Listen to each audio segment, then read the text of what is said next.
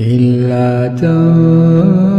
تنصروه فقد نصره الله إذ أخرجه الذين كفروا ثاني اثنين إذ هما في الغار إذ يقول لصاحبه لا تحزن